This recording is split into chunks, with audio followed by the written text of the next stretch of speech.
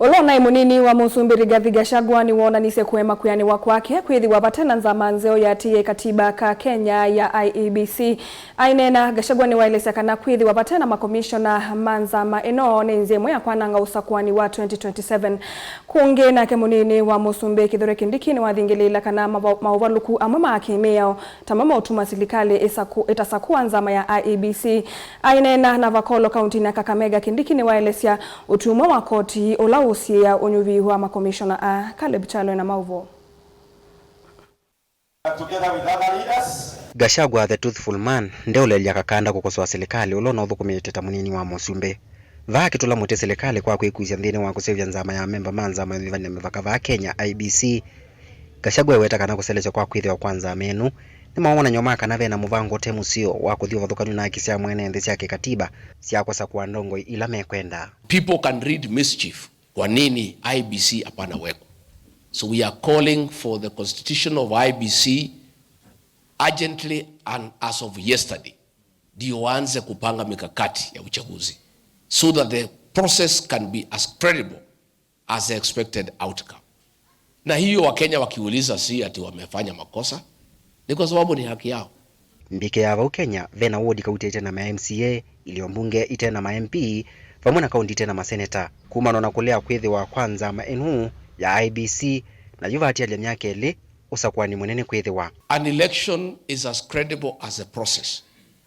Kulikiila report walisema the electoral commission must be in place 3 years before the election. Sasa tumebaki mwaka 2.5. Hakuna IEBC. Nake munini wa Musumbi Profesa Kithure Kindiki ekuyana vaholo Kakamega niwaelesya kana vena maumu na maweku alama mkonya katiba na alama tumita serikali ndio mwakolota amemba manza amenu. That the reason that there is no IEBC at the moment is because some Kenyans went to court and filed an injunction, and there is an injunction against the establishment of the recruitment panel that is supposed now to recruit IEBC commissioners. Mwaine wa 10 mwaka wa koti munene wa Kiambu na wanengania muloto wa kungamya Clark wa mbunge ya Senate Jeremiah Nyagenye kutoa masito maala molote tweta memba manza maino kwe Musumbi na nongine kwani kamba uthelane kana serikali katumithya masito ma memba manza maino ndine wa gazeti ya Kenya. We are asking the parties that have taken this matter to court to try and reach an out of court settlement so that we can unblock that process and complete the reconstitution of the IEBC as soon as possible. This is a country governed by law. I have seen there are some who are blaming the government. Now, when there is an injunction, the government is not able to do anything. Undu wa IEBC wetete yuve vingi va Kenya na vala UN ndi mosete mitandao ta muyo mwei wa kusukumiwa kwithiwa kwa memba manzama ino yoni vanene mivaka ya IEBC tutambitwa vikosa kwani ukite wa mwaka wa 2021. There are some political parties also who have not agreed on who will be part of the task force or who will be part of the selection panel.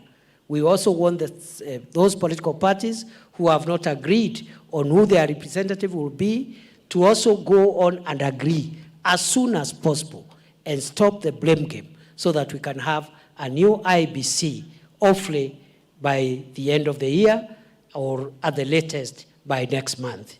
It is not good for a country with a vibrant democracy like Kenya to stay for such a long time without a functional electoral and boundaries commission. Watu wa Mungu ni lazima tunyenyekee. Kaleb Mutongo TV, Vilingi wa Mauvo.